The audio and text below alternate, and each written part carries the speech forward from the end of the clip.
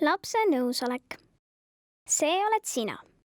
No olgu, ta ei näe küll täpselt sinu moodi välja, aga oletame, et see oled sina. See on sinu keha ja ainult sina otsustad oma keha üle. Mitte kellelgi ei ole õigus sulle öelda, mida oma kehaga teha.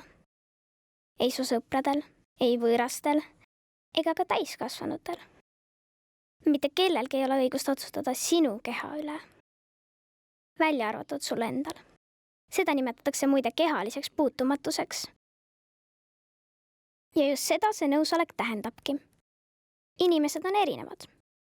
Mõnedele inimestele meeldib kallistada ja mõned inimesed ei taha kallistada. Ja igal inimesel on õigus otsustada, mis talle parajasti sobib. Kas kallistamist armastav inimene saab lihtsalt niisama kedagi kallistama minna? Ei.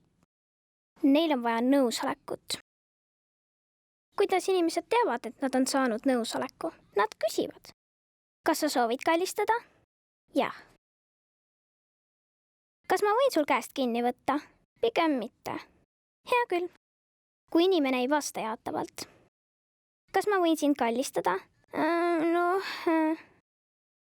Sel juhul ei ole ta oma nõusolekut andnud.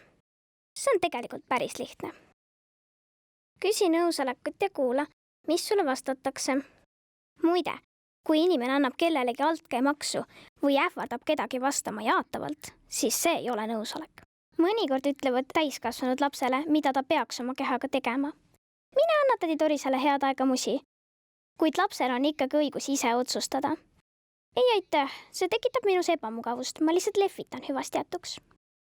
Mõned asjade puhul ei saa lapsed oma nõusolekut anda. Nad ei saa sõlmida juriidilisi lepinguid, nad ei saa hääletada ja nad ei saa anda nõusolekut seksuaalsetes olukordades, sest nad on lapsed. Nii et kui täiskasvanu teeb midagi, mille puhul laps ei saa anda nõusolekut, siis on asi halb. Täiskasvanu käitub valesti ja see ei ole lapse süü. Ja siis on kõige olulisem sellest rääkida mõnele täiskasvanule, keda sa usaldad, näiteks õpetajale. Miks?